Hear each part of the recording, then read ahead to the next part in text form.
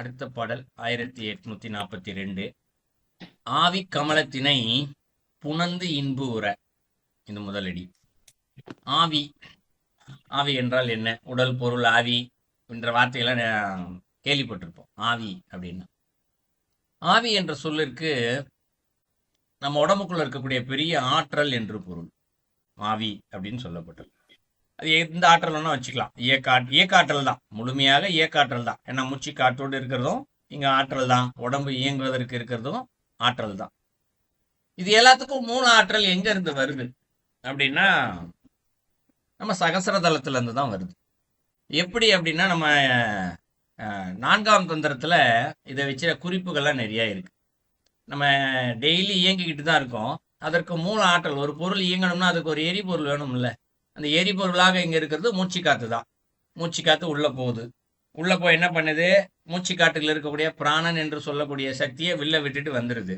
எங்க போய் விடுது அப்படின்னா, நம்மளுடைய ஒவ்வொரு சக்கரங்கள்லையும் தான் போய் விடுது. மூலாதாரத்துல இருந்து சகசரதளம் வரைக்கும் கொண்டு போய் விடுது. இப்ப இருக்கிறதுலே மூலச்சக்கரம் எதுன்னு பார்த்தா சகசரதளம் தான் சொல்லலாம். ஏன்னா கீழே இருக்கிறது ஆதார சக்கரம். 7 சக்கரம் சொல்லுவோம், கீழே இருக்க 6மே ஆதார சக்கரங்கள்னு சொல்லுவோம். 7வது சக்கரத்தை தான் ஆதார சக்கரம்னு சொல்ல மாட்டோம். ஏன்னா அது ஆதாரம் கிடையாது, அது இறைவனே அந்த இடத்துல. அப்ப அந்த சக்கரத்திற்கு கூட பிராணன் இன்னைக்கும் போய்கிட்டு தான் இருக்கு. அங்கிருந்து இன்றும் அணுவளவேனும் அமிர்தமானது சுரந்து கொண்டுதான் இருக்கின்றது. அந்த அமிர்தத்துல இருந்து வர்றது தான் என்ன பண்ணுது? நம்ம உடம்புல முழுசா இயக்கிக்கிட்டே இருக்கு. எவ்வளவு ஒரு நாள் தேவையோ அதை இயக்குது, மீதிலாம் வீணா தான் போகுது. அந்த வீணா போறது தான் என்ன பண்ணுவாங்க இங்க கேசரி யோகம் அப்படின்னு சொல்லி, இப்ப அதையும் எப்படி யோக மார்க்கத்துக்கு பயன்படுத்தலாம்னு சொல்லப்படுறதுதான் கேசரி யோகம். அப்ப நம்ம உடம்புல இருக்கக்கூடிய ஒரு உயிர் சக்தி இருக்கு. அந்த உயிர் சக்தியை நமக்கு கொடுக்கறது எது? இங்க சகசரதளம். அதை தான் சொல்றாரு இந்த இடத்துல, ஆவி கமலத்தினை அப்படிங்கிறாரு. கமலம்னா தாமரை மலர், தாமரை மலர் என்று சொல்லப்படுவது இங்க சகசரதளம். ஆவி கமலத்தினை, உடம்புக்குள்ள பெரிய ஆற்றல் இருக்கு, அதை கொடுக்கறது இங்க சகசரதளம். இதை 2 சொல்லிட்டேன். இத புணர்ந்து இன்புற அப்படிங்கிறாரு. அதை புணரணுமா. புணர்தல் என்றது என்னது? ஒன்றோடு ஒன்று சேர்தல். எப்படி சேர்க்கிறது நம்ம அப்படின்னா, இப்ப சகசரதளத்தை நம்ம போய் அது கூட சேரணும் அப்படின்னா அதற்கு இருக்கக்கூடிய ஒரே வழி எது? மூச்சு காத்து தான். மூச்சு காத்து இருந்தாதான் அந்த மூச்சு காத்தை கொண்டு போய் நம்ம மூலாதாரத்துக்கு கொண்டு போக முடியும். அதுங்க இருக்க குண்டலினி சக்தியை கொண்டு போய் சகசரதளத்துக்கு கொண்டு போக முடியும். எப்படி போக முடியும்? மூச்சு காத்தின் வழியா தான் கொண்டு போக முடியும். அதை புணர்ந்து இன்பு உற அப்படிங்கிறாரு. இன்புன்னா இங்க இன்பம், பேரின்பம். உர அப்படிங்கிறாரு. உரன்னா ஒரு விஷயம் கிடைக்கிறது. அப்போ அங்க இருக்கக்கூடிய சகசரதளத்துல இருக்கக்கூடிய ஆற்றல் நமக்கு கிடைச்சிருச்சுன்னா என்ன ஆகும்? பேரின்பம் கிடைக்கும் இல்லைங்களா? அப்போ உள்ள இருந்து ஒரு விஷயம் உருவாகுது. எது உருவாகுது? பேரின்பம். இன்னைக்கு உருவாகுதான்னா உருவாகல. இன்னைக்கு அதை பயன்படுத்தி தான் சாப்பிட்றோம், தூங்குறோம், இந்த எண்ணங்கள் வருது, செயல்படுறோம், நடக்கிறோம். எல்லாத்துக்கும் அதுவும் ஒரு மூல காரணம் தான். இப்ப அதை விட்டு இங்க உள்ள இருந்து என்ன கிடைக்குது? பேரின்பம் உள்ள இருந்து கிடைக்கின்றது. இது முதலடியில சொல்றாரு. சகசரதளம் இருக்கு, அது கூட பெரிய ஆற்றல் ஒண்ணு இருக்கு, அது கூட நம்ம சேர்ந்துட்டோம் அப்படின்னா பெரிய இன்பம் கிடைக்கும் அப்படின்றாரு முதல் அடியில. 2வது அடியில சொல்றாரு, மேவி திரியும் விரிசடை நந்தியை அப்படின்னு சொல்றாரு. இப்போ உள்ள போய் சேர்ந்து பேரின்பம் கிடைக்குது இல்லையா? கிடைச்சதுக்கு அப்புறம் ஒரு விஷயம் தெரியுமா? என்ன தெரியும்ன்றாரு? மேவி திரியும் அப்படிங்கிறாரு. மேவுதல்னா என்ன? ஒன்றோடு ஒன்று கலந்திருத்தல். திரிதல்னா என்ன? அலைஞ்சிக்கிட்டே இருக்கிறது. அப்ப நம்ம உடம்புக்குள்ள ஒரு பொருள் ஒன்றோடு ஒன்று கலந்து திரிந்து கொண்டே இருக்கிறது. இப்போதைக்கு உலக ரீதியா பார்த்தா ரத்தம் உடம்பு ஃபுல்லா தெரிஞ்சுக்கிட்டு இருக்குன்னு சொல்லலாம் இல்லைங்களா? ரத்தம் எந்த இடத்த அறுத்தாலும் ரத்தம் வர ஆரம்பிச்சிடும் இங்க. ஆனா நெகத்தால் அறுத்தோம், முடி அறுத்தோம்னா ரத்தம் வராது இல்லைங்களா? ஆனா இந்த இடத்துல வேற ஒரு பொருள் உள்ளுக்குள்ள கலந்துருக்கான். நம்ம நகம், முடி, எல்லா இடத்துலயுமே ஒரு விஷயம் கலந்து இருக்கு. ஒன்னா கலந்து சுத்திக்கிட்டே வேற இருக்கான், ஒரே இடத்துல கிடையாது. உடம்பு ஃபுல்லா தலைமுடியில இருந்து காலில் வரைக்கும் சுத்திக்கிட்டே இருக்கு. என்ன சுத்திக்கிட்டு இருக்குன்னா விரிசடை நந்தியை அப்படின்னு சொல்றாரு. நந்தி என்று சொல்லப்படுவது இறைவனே குருவாக நமக்கு அருள் செய்தல், நமக்கு சொல்லி கொடுக்கறது.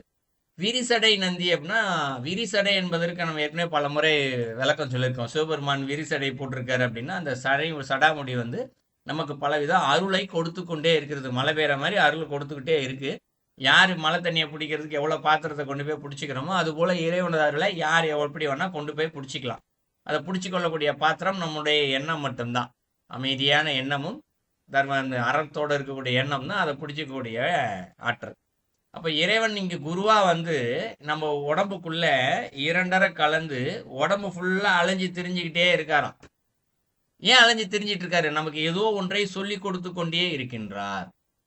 இதற்கு சான்று என்ன அப்படின்னு யோசிச்சு பார்த்தோம்னா, நான் ஏற்கனவே பலமுறை சொல்லியிருக்கேன். நம்ம தண்ணி குடிக்கணும் அப்படின்னு நினைச்சா போதும். என்ன ஆகும்? நம்ம தண்ணி பாட்டில் நமக்கு முன்னாடி இருக்கும். தானா கை தண்ணி பாட்டிலுக்கு போவோம். பாட்டிலை திறக்கும், தண்ணியை வாயில ஊற்றுவோம், தண்ணியை குடிச்சிருவோம். நம்ம என்னைக்காவது யோசிச்சு பார்ப்போமா? கைக்கு கட்டளை இட்டிருக்கோமா? கையே போ அந்த பாட்டிலை போய் புடி, வாயை தொற, இந்த கையை நீ தண்ணியை உள்ள ஊத்து, ஏதாவது ஒண்ணு நினைச்சிருக்கோமா? தானாவே நடக்குது. அப்ப கைக்கு யார் சொல்லி கொடுத்தது? உடம்போடு மேவி இருக்கக்கூடிய அந்த விரிசடை நந்தி இல்லைங்களா? இப்ப இன்னொன்னு, கார் ஓட்டுறது அடிக்கடி சொல்லுவோம். கார் ஓட்டுறதுன்னு உட்கார்ந்துட்டோம்னா தன்னிச்சை செயல் தானாவே நடக்கும். தானா யாராவது குறுக்க வந்துட்டாங்கன்னு கண்ணு தான் பார்க்கும். பார்த்த வினாடி கார் பிரேக் போடும். கண்ணு வந்து மூளைக்கு கட்டளை இட்டல, இந்த பாரு நான் பார்த்துட்டேன், காருக்கு முன்னாடி ஒருத்தர் வந்து உள்ள போறாரு, காலுக்கிட்ட சொல்லி நீ பிரேக் போட சொல்லு அப்படின்னு சொல்லி மூளைக்கு கட்டளை இட்டு, மூளை காலுக்கு கட்டளை இட்டு நீங்க பிரேக் போடல. தன்னிச்சை செயலாவே நடக்குது. உடம்பு ஃபுல்லா நடந்துகிட்டே இருக்கு தானாகவே. எப்படி நடக்குது? இறைவன் குருவாக நம்ம உடம்புக்குள்ள இரண்டரை கலந்து நின்று நமக்கு உள்ளே இருந்து உடம்பை கட்டளை இட்டு கொண்டே இருக்கின்றார். அது போலவே நமது மனதிற்கும் கட்டளை தான் இடுறாரு. ஆனா மனம் தான் கேட்க மாட்டேங்குது. ஏன்னா அது ஐம்புலனுடைய கட்டுப்பாட்டில் இருக்கிறது. அந்த குருவாக இருக்கக்கூடிய அந்த நந்தி இல்லையா, அவருடைய கட்டுப்பாட்டுல இல்லை. ஏன் இல்லைன்னா நம்ம இங்க அறத்தின்படி இல்லை, தர்மத்தின்படி நடக்கல. ஆனாலும் உள்ள இருந்து சொல்லிக்கிட்டு தான் இருக்காரு. நாம தான் கேட்க மாட்டோம். அதை உணர்றதுக்கான ஆற்றல் இல்லை இப்ப இருக்க மனசு. இதை 2வது அடியில சொல்றாரு. ஸோ இறைவன் குருவாக வந்து நம்ம உடம்புக்குள்ள சுத்திக்கிட்டே இருக்காரு அப்படின்றத 2வது சொல்றாரு. 3வது அடியில் என்ன சொல்றாரு? கூவி கருதி குடுபோய் சிவத்திடை அப்படிங்கிறார். கூவி அப்படிங்கிறாரு. கூவுதல்னா என்ன? சத்தமிடுதல், ஓலமிடுதல், அழைத்தல், கூப்பிடுறது, இதெல்லாம் கூவிதல். கூவி கருதி, கருதல்னா என்ன? கருதல்னா நம்ம சிந்தித்து கொண்டே இருத்தல், தொடர்ந்து எதை சிந்திச்சுக்கிட்டே இருக்கிறது? இறைவனை தான். நீங்க கொடுபோய் சிவத்திடை அப்படிங்கிறார். கொடுன்னா என்ன? இந்த இடத்துல நம்மளுடைய எண்ணங்களை கொண்டு போய் சிவத்திடை. சிவத்னா என்ன? பலமுறை சொல்லியிருக்கோம். சிவம்னா இங்க அன்பின் உருவம், அறிவின் உருவம், அருளின் உருவம், எல்லாமே இதுதான், இறைவன் தான். ஸோ அந்த இறைவனுக்கு இடை அப்படின்னா இடம் என்று பொருள். நடுவில்னு பொருள் இருக்கு, இடம் என்றும் பொருள் இருக்கு. ஸோ அவர்கிட்ட கொண்டு போய் வைக்கணுமா இந்த இடத்துல? எப்படி எதை கொண்டு போய் வைக்கிறது? நமக்குள்ள இறைவன் உள்ள சுத்திக்கிட்டே இருக்கார் இல்லையா? அப்போ ஒரு செயல் நம்ம செய்கிறோம்னு வச்சுக்குவோம். அந்த செயலை செய்ய வச்சது யாரு? உதாரணத்துக்கு தண்ணி குடிக்கணும்ன்றத உதாரணத்துக்கு சொன்னேன், கார் ஓட்டுறது சொன்னேன்.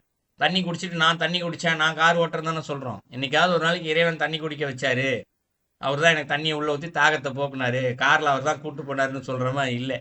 ஆனா இந்த இடத்துல கூவி கருதி கொடுபோய் அப்படின்னா இப்படி இருக்க எண்ணத்தை சொல்லணுமா? சத்தம் போட்டு வெளியில சொன்னா இன்னைக்கு நம்ம மனநலம் பாதிக்கப்பட்டவங்கன்னு சொல்லிடுவாங்கல்ல, வெளியில சொல்லணும்ல. நமக்குள்ளே நாமே முதலில் சொல்லிக் கொள்ள வேண்டும். நான் இந்த வேலையை செய்யவில்லை, இறைவன் எனக்குள்ளிருந்து செய்ய வைத்தார். இந்த எண்ணம் என்ன செய்யணுமா? அதுவே சிவத்திடை கொண்டு போய் வச்சிடுமா. சிவத்திடை எப்படி? அதுவே கூட்டிட்டு போயிடுமா. எப்படி கூட்டு போயிடுவோம்? அதுக்கு என்ன ப்ரூஃப் இருக்கு? சிவம்னா தனியா எங்கேயோ போய் உட்கார்ந்துட்டு இருக்காரு, அவர்கிட்ட போய் உட்கார வச்சிரும்ன்றது பொருள் அல்ல. நமக்குள்ள இறைவன் அறிவை கொடுத்திருக்கிறார், அன்பை கொடுத்திருக்கிறார், அருளை கொடுத்திருக்கிறார். இது மூணுமே அவர் தான், அதனுடைய ரூபம் அதுதான். அப்ப உள்ள இருந்து, நமக்கு உள்ள இருந்து இந்த எண்ணத்தை கொண்டு போய் வச்சுட்டோம்னு வச்சுக்குவோம், உள்ள இருந்து அன்பானது தானா வெளியில வரும். இன்னைக்கு ஒரு அறிவு ஒண்ணு இருக்கு, இந்த அறிவு கொஞ்சம் பெரிய அறிவாகவே வெளியே வரும். இதான் சான்று. இறைவன் கிட்ட இருக்கிறத கொண்டு போய் வச்சுட்டோம் அப்படின்னா, இன்னைக்கு நமக்கு உள்ள இருந்து சொல்லி கொடுத்துட்டு தானே இருக்காரு இறைவன் ஏதோ ஒரு வகையில. இது அலுவலகத்துல இருக்கவங்களுக்கு பார்க்கலாம். ஒரு வேலை நடக்காது, திடீர்னு ஒரு ஐடியா தோணும், அதை செய்வாங்க, செஞ்சு முடிச்சிருவாங்க. யாரும் எப்படிப்பா செஞ்சா? இவ்வளவு பெரிய வேலைன்னா தோணுச்சு, நான் செஞ்சேன், ஈஸியா செஞ்சுட்டேன் அப்படின்னுவாங்கல்ல. யார் தோண வச்சது? இறைவன் தான். அப்ப காலையில இருந்து நைட் வரைக்கும் நமக்குள்ள இருக்கக்கூடிய எண்ணங்கள் எல்லாத்தையுமே இறைவன் தான் என்னை செய்ய வைத்தார் என்ற சிந்தனையை வளர்த்துக்கிட்டே இருந்தோம்னா, அந்த எண்ணம் என்ன செய்யும்? உள்ள உடம்பு ஃபுல்லா இறைவன் குரு வந்து சொல்லி கொடுத்துட்டே இருக்கார் இல்லையா, அவரை பார்க்க வச்சிரும். அவர் என்ன செய்வாரு? உள்ள இருந்து இப்ப இருக்கக்கூடிய அறிவை இன்னும் பெரிய அறிவை கொடுப்பார். உள்ள இருந்து இருக்கக்கூடிய அன்பு அதை என்ன பண்ணுவாரு? வெளியில பெரிய அன்பா வெளியில வர வைப்பாரு. இதுதான் 3வது அடியில சொல்ற. இதை செஞ்சிட்டோம்னா ஒரு விஷயம் நமக்கு கிடைக்கும். இதை செஞ்சிட்டோம்னா மேல இருக்க 3 அடியில சொல்றாரு, இதை செஞ்சிட்டா ஒரு விஷயம் கிடைக்கும். ஆனா என்ன சொல்றாரு அடுத்து? 4வது அடியில சொல்றாரு, தாவிக்கு மந்திரம் தாமறியாரே அப்படின்னு சொல்றாரு. தாவித்தல் அப்படின்றார். மந்திரம் அப்படின்னு சொல்றாரு. மந்திரம்னா என்ன? இங்க மனதில் திறக்கக்கூடிய சாவி எதுவோ அதான் மந்திரம். மந்திரம், மண் என்றால் மனது, திறம் என்றால் சாவி. மனதை திறக்கக்கூடிய சாவி எதுவோ மந்திரம், அதுதான். இந்த மந்திரத்தை யாரும் தெரிஞ்சிக்க மாட்டீங்க அப்படிங்கிறார். தாவித்தும், தாவினா என்ன?